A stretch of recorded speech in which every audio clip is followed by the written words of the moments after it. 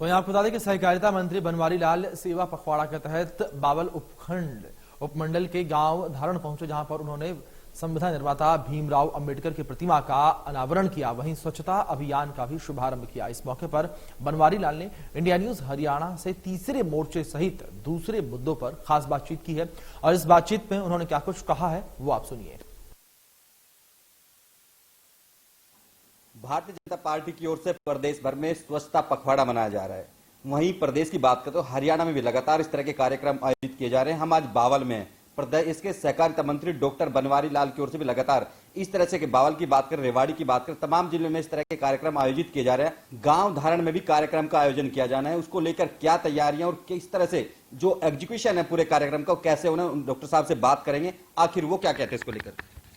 देखो, जिस तरह से माननीय प्रधानमंत्री जी के जन्म दिवस के ऊपर एक सेवा पखवाड़ा मनाया जा रहा है, पूरे देश के अंदर मनाया जा रहा है और 17 सितंबर से 2 अक्टूबर तक 15 दिन के अंदर जितने भी सेवा के काम हैं, चाहे जैसे ब्लड डोनेशन कैंप का हुआ, चाहे हमें स्वास्थ्य कैंप लगाना हुआ, चाहे पौधारोप हुआ, चाहे जल मिशन के तहत टूटियाँ लगाने का काम हुआ, या स्वास्थ्य या स्वच्छ भारत मिशन के तहत स्वच्छता का अभियान हुआ, सफाई अभियान हुआ, ये सारे कार्यक्रम हम पूरे प्रदेश में देश में कर रहे हैं। और आज हमारे हल्के के गांव धारण में भी आज स्वच्छता अभियान के तहत प्रोग्राम है और उसके अंदर हम लोगों को स्वच्छता की जो महत्व है, जो सफाई का महत्व है, उसके बारे में बताएंगे, क्योंकि स्वच्छता हमारे लिए बहुत ज़रूरी है, हमारी अच्छी सेहत के लिए, क्योंकि गंदगी से बीमारियां फैलती हैं और फिर हमारा पूरा जो सिस्टम वो खराब हो जाता है और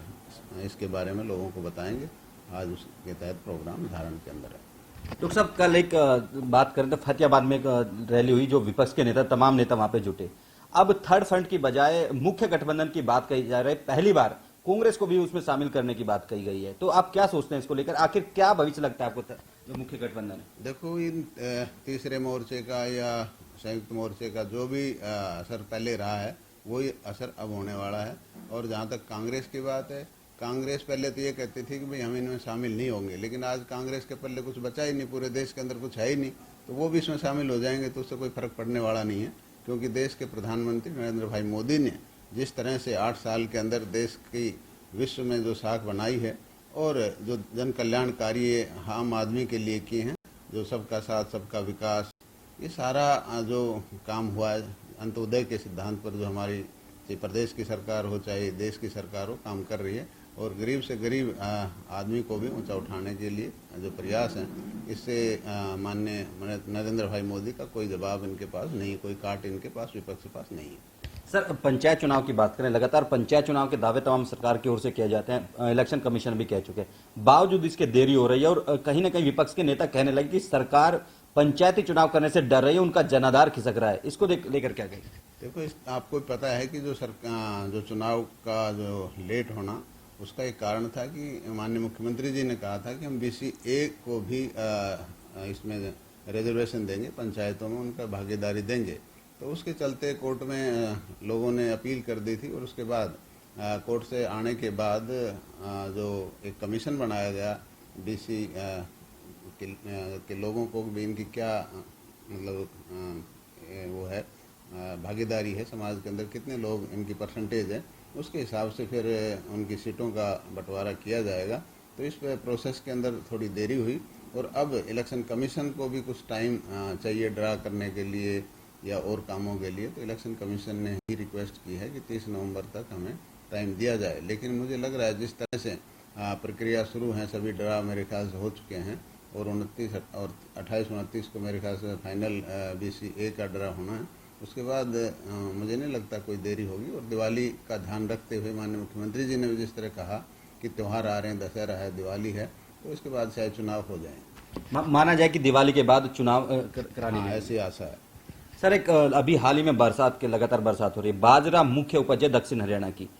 किसानों का कहना है कि दक्षिण हरियाणा किसानों के साथ भेदभाव होता है, उनको मुआवजा नहीं मिलता, गिरदावरी समय पर नहीं होती, बाजरा की फसल पूरी तरह से बर्बाद हो चुकी है। किसान आपसे भी मिले कुछ देर पहले, तो क्या कहेंगे इसको लेकर? देखो, आपने भी देखा होगा जब से भारतीय जनता पार्टी की सरकार प्रदेश के अंदर बनी है, माननीय मनोहर लाल जी हर समय किसान हितैषी रहे हैं और हमने जितना मुआवजा किसानों को दिया है अब तक हमारी जब सरकार बनी, इतना मुआवजा किसी सरकार ने पहले नहीं दिया। और आज भी जो नुकसान किसानों को हुआ है उसके लिए माननीय मुख्यमंत्री जी कह चुके हैं कि इसकी गिरदावरी करेंगे और किसान का जो नुकसान है उसकी भरपाई करेंगे। पहले भी हम करते रहे और आज भी जो हमारे किसान भाई आए थे, कल भी आए थे, उनको भी मैंने यही कहा कि किसान का कोई नुकसान नहीं होने देंगे। किसान हितैषी हमारी सरकार है और हमने अधिकारियों से भी बात की और लोगों को ये कहा कि भाई गिरदावरी करेंगे, आप लोग भी ध्यान रखें, क्योंकि गिरदावरी के टाइम पटवारी कुछ हेरा फेरी कर देते हैं, गलत रिपोर्टिंग कर देते हैं, तो उसके लिए आप लोग भी सचेत रहें। हमने अधिकारियों को, डीसी को भी कल दिशा निर्देश दिए थे कि वो अपने पटवारी को कहें कि सही गिरदावरी करें ताकि लोगों का प्रॉपर मुआवजा मिल सके।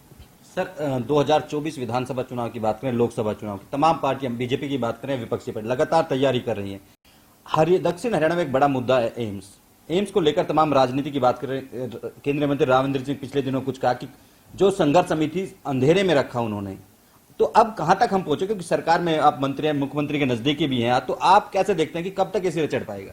देखो, ये तो बात ठीक है, आप सब लोगों को पता है कि जो जमीन गांव मनीठी ने पहले हमें कहा था कि ये हम दे देंगे, उसके बाद हमने उस पर कार्रवाई की और उसमें वो जो ज़मीन थी वो फॉरेस्ट को दी हुई थी और जब सर्वे हुआ तो फॉरेस्ट ने एक ऑब्जर्वेशन लगाया कि ये ज़मीन फॉरेस्ट की, इस पर कोई कंस्ट्रक्शन नहीं हो सकता। तो उसके बाद हमारा दूसरी जगह देखने का जो उसमें टाइम लगा और ज़मीन को हमने किसानों से खरीदनी थी, सरकार ने खरीदनी थी, उसके लिए लोगों को मनाने में भी टाइम लगा। कुछ एक लोग देने के लिए तैयार थे, कुछ नहीं थे, तो इस प्रोसेस में काफ़ी समय लग गया। लेकिन सरकार की नीयत में कहीं भी खोट नहीं है। माननीय प्रधानमंत्री जी ने भी इसकी घोषणा की हुई है, माननीय मुख्यमंत्री जी ने भी ज़मीन का मतलब खरीद कर भी एम्स को देने के लिए पिछले चुनाव में ही कह दिया था और उस प्रक्रिया में अब समय लगा है और अब लगभग प्रक्रिया पूरी हो चुकी है। 190 एकड़ ज़मीन हमारे पास फिलहाल आ गई है और उसकी चिट्ठी 5 सितंबर को हमारी जो मेडिकल रिसर्च की एजुकेशन की ACS है उसने दिल्ली सरकार को लिख दिया है कि आप अपना पोजीशन लें और इस पर काम शुरू करें। सर कब तक माने कि कहीं ना कहीं शिलान्यास की जो प्रक्रिया वो शुरू हो पाएगी? हर कोई उम्मीद लगाए बैठा कि हर कोई जानना चाहता है कब शिलान्यास होगा। देखो, वो बात ठीक है, हर आदमी चाहता है, लेकिन कुछ एक प्रक्रिया है उसमें टाइम लगता है। ये सबको पता है इस बात का कि भैया इनमें टाइम लगता है, लेकिन विपक्ष का तो एक ये होता है कि मुद्दा बनाना ही होता है। ये सब उनको पता है, अब इतना समय लगता है इन प्रक्रिया में, लेकिन हमारा पूरा प्रयास है कि जल्दी से जितना जल्दी हो इस पर शिलान्यास करवाया जाए, क्योंकि माननीय राविंदरजीत सिंह जी भी हमने ये बता दिया कि भाई सरकार ने, माननीय मुख्यमंत्री जी ने दिशा निर्देश दे दिए थे कि भाई आप चिट्ठी लिखो कि भाई जितनी ज़मीन हमारे पास है इस पर काम करें, और राविंदरजीत सिंह जी को भी इस बारे में अवगत करा दिया कि हमने हरियाणा सरकार ने चिट्ठी लिख दी, आप भी वहाँ पैरवी करें। तो वो भी कह रहे थे मैं पैरवी करूँगा। सर आप बावल से विधायक हैं, Bawal the second largest IMT Haryana में, बावजूद इसके की जो सुविधाओं की बात करें, हाईवे की बात करें, बदहाल है, जल भराव की समस्या, तमाम समस्याएं उद्योगपतियों के सामने आ रही, कहीं ना कहीं उनके मन में कहीं एक पलायन की बात दिखती है। आखिर आपकी भी जिम्मेदारी है, क्योंकि यहाँ से आप MLA भी हैं, प्रदेश में मंत्री भी हैं, तो आप इसके लिए क्या प्रयास कर रहे हैं? देखो, ठीक है, आप सारे नहीं कह सकते, धारूहेड़ा में ये प्रॉब्लम है, बाउल के अंदर ऐसी कोई जल भराव की या सड़क टूटने की कोई प्रॉब्लम नहीं है। बाउल IMT है, उसके अंदर किसी तरह की कोई समस्या नहीं है। हाँ ठीक है, धारूहेड़ा में जो राजस्थान का पानी आता है उसकी वजह से धारूहेड़ा के अंदर जो प्रॉब्लम है वो कई साल से चल रही है और उसका राजस्थान और हरियाणा सरकार के बीच में एक फैसला हुआ है, क्योंकि NGT ने ये दिशा निर्देश भी दिए हुए हैं और उन पर पेनल्टी भी लगाई राजस्थान सरकार पे और उनको ये दिशा निर्देश दिए कि जल्दी से STP बनाएं और ये जो पानी है, जो फैक्ट्रीज का जो पानी है, हरियाणा की बजाय अपने वहीं जाए। सर लास्ट क्वेश्चन, जिस तरह से लगातार एक बात चल रही है कि कोऑपरेटिव मिनिस्टर्स की सहकारिता का कितना योगदान है देश के विकास में, तो आपकी एक मीटिंग भी थी, नेशनल लेवल की मीटिंग थी, तो उसमें सभी कोऑपरेटिव मिनिस्टर शामिल हुए, तो वहां पर क्या निष्कर्ष निकला है? सर देखो, ये बात ठीक है कि सहकारिता विभाग एक ऐसा विभाग है जिसके जरिए जो देश के प्रधानमंत्री जी का जो मिशन है, ये आत्मनिर्भर भारत का जो मिशन है, वो सहकारिता विभाग के जरिए ही पूरा किया जा सकता है। और उसकी अहमियता को देखते, उसकी इम्पोर्टेंस को देखते हुए देश के प्रधानमंत्री नरेंद्र भाई मोदी ने एक सहकारिता विभाग, जो पहले कृषि विभाग के साथ जुड़ा हुआ था, उसको एक अलग विभाग बनाया। और उससे बड़ी बात, अमित शाह जी जैसे निपुण और इसमें ज्ञान रखने वाले व्यक्ति को मंत्री का पदभार दिया है और निश्चित तौर पर कॉर्पोरेशन डिपार्टमेंट अब और भी दिन दुगनी रात चौगनी उन्नति करेगा और सभी जो मिनिस्टर थे, पूरे प्रदेश के जो सहकारिता मंत्री थे, उनकी मीटिंग अभी माननीय अमित शाह जी ने दिल्ली के अंदर बुलाई थी और उसमें एक तो इसके सुधार के लिए भी हम इसको और कैसे सुधार सकें ताकि ये किसानों के लिए और इसका फ़ायदा पैक्स के ज़रिए ले सकें। तो पैक्स एक हमारी प्राइमरी यूनिट है जिससे किसानों को लोन मिलता है, बीज खाद के पैसे मिलते हैं। तो पैक्स को हम सबसे पहले तो कंप्यूटराइज करने जा रहे हैं और वो हमारा कंप्यूटराइजेशन का काम चल रहा है और पूरे देश के अंदर चल रहा है, हरियाणा के अंदर भी चल रहा है। तो हमारी जो पैक्स हैं उनको 60% तक हम नवंबर तक इन जो हमारा ऑनलाइन सिस्टम है CBS के साथ जोड़ देंगे ताकि जो लेन देन है तो उसमें ट्रांसपेरेंसी आए। अब तक तो क्या था कि लोग हाथ से काम करते थे तो लोग विश्वास नहीं करते थे कि पता नहीं हमारा पैसा कहाँ जा रहा है, लेकिन अब जब ऑनलाइन हो जाएगा तो हर आदमी अपना देख सकता है कि मेरा पैसा सही जगह गया है और हेड ऑफिस में भी हम बैठ के देख सकते हैं कि लेन देन ठीक हो रहा है कि नहीं। तो सबसे पहला स्टेप तो कंप्यूटराइजेशन का चल रहा है।